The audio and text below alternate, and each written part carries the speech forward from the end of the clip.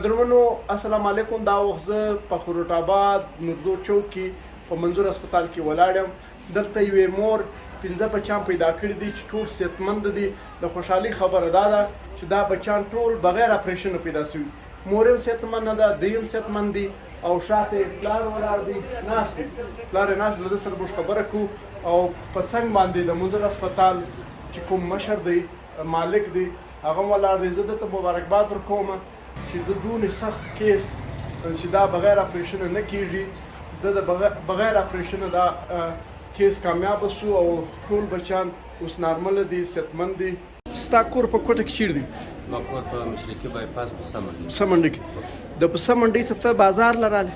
د پسه منډي څخه زه ښار لرالم. په ښار کې چې ما وکتله د ښاره څخه زه ناامیده شولم او بیا زه رالم خروټ اباد مغربي بایپاس له خروټ اباد نه خروټ اباد نورزو چوک منظور هسپتال لرالم.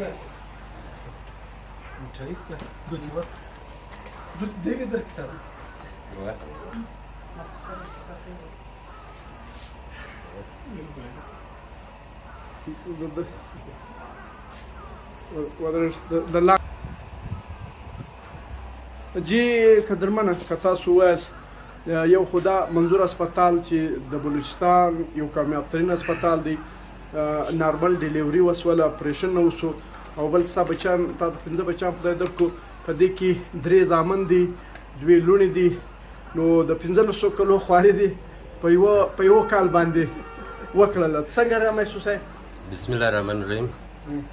دا ډیره د خوشحالۍ خبره ده او موږ سهار چې د کوره راووتلو نو موږ تقریبا 4-5 هسپتالو ته ولاړو.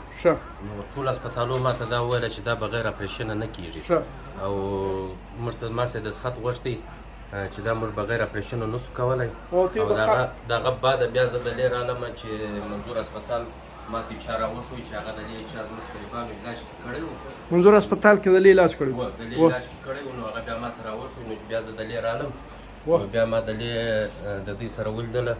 نو دلې منیر صاحب او منظور صاحب دواړو ما ته وویله دا یقین دیانې راکړله چې انشاءالله په فضل د الله سره کارونه خو د الله دي. انشاءالله په فضل د الله سره زه دا بغیر اپریشن موږ کوی شو انشاءالله. نو هغه بغیر اپریشن انشاءالله وسولو. خوشحاله و شکر دی الحمدلله. زه د دې د انتظامیه سم ډېر خوشحاله یم. د دې د ډاکټرانو کور ودانۍ وایم، د دوی کور ودانۍ وایم او د دوی ټولو سره زه ډېر خوشحاله یم او ما ته دا نور هم یقیندیاني راکړې ده. اوس هم ما سره ډېر پوره تعاون کړی دي او نور هم ما ته یقیندیاني راکړې ده چې زما سره دوی پوره تعاون کوي. یعنی مخکې به هم تعاون در سره کوي د بچیانو په ساتنه کې؟ इंशाल्लाह। मैं आपके चैनल और आपका शुक्रिया अदा करता हूँ कि आपने हर वक्त एक सोशल काम में बहुत कदम बढ़ाए हैं. बात ऐसे जमाल साहब, मैं अपनी टीम का, अपने डॉक्टरों का, अपने मैनेजमेंट का बेहद मशकूर हूँ कि उन्होंने एक नामुमकिन को मुमकिन बनाया अल्लाह के फजल करम से और 5 बच्चों को बैक वक्त विलादत जो बग़ैर ऑपरेशन के यहाँ पर नॉर्मल डिलीवरी हुई है.